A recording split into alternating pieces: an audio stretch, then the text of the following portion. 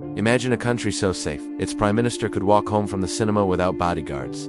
That was Sweden in 1986, but one cold February night, everything changed forever. This is the story of the assassination of Olof Palme, a crime that shattered a nation's innocence and remains one of the greatest unsolved mysteries in modern history. On the evening of February 28, 1986, Prime Minister Olof Palme and his wife Lisbeth decided to see a movie in central Stockholm. They had dismissed their security detail for the night, a common practice for them. It was a testament to the open and trusting society Sweden was known for. After the film, as they walked home along the busy Sveavägen street, a lone gunman appeared from the shadows. He fired 2 shots. One hit Palme in the back, fatally wounding him. The other grazed Lisbeth.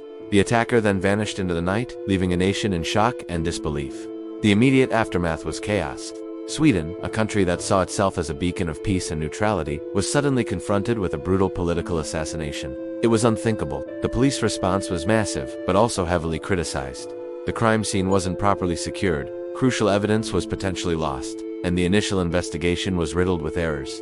A nationwide manhunt began, the largest in Swedish history, but the killer had seemingly disappeared without a trace. Over the years, the investigation has become a labyrinth of theories, false leads, and intriguing suspects. The initial focus fell on extremist groups, both from the far right and far left, who opposed Palme's progressive policies. Then there was the 33-year-old, a suspect who fit an early profile but was later released. The most famous suspect was Christer Peterson, a man with a criminal record who was convicted of the murder in 1989, largely based on Lisbeth Palme's identification. However, he was acquitted on appeal just a few months later due to a lack of a murder weapon and a clear motive.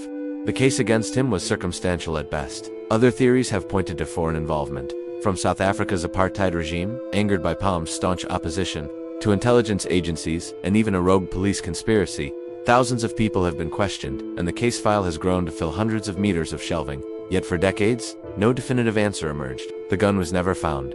The motive remains a subject of intense speculation. Then, in 2020, over 34 years after the murder, the Swedish prosecution authority made a stunning announcement. They named Stig Engström, a graphic designer who was one of the first witnesses on the scene, as the prime suspect. Engström, also known as the Skandia Man because he worked at the nearby Skandia building, had long been a person of interest. Prosecutors argued that his timeline didn't add up and that he may have been the killer, acting out of a personal and ideological hatred for Palme. But there was a catch. Stig Engström had died in the year 2000. With the main suspect deceased, the investigation was officially closed, leaving many Swedes feeling unsatisfied and with more questions than answers. The assassination of Olof Palme did more than just take the life of a leader. It fundamentally altered Swedish society.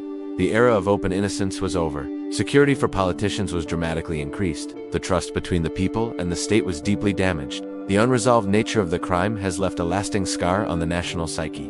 One single night reshaped a nation's trust, and its echoes are still felt today. What do you think really happened that night? Let me know in the comments. Thanks for watching, and if you found this story compelling, please like and subscribe for more deep dives into history's greatest mysteries.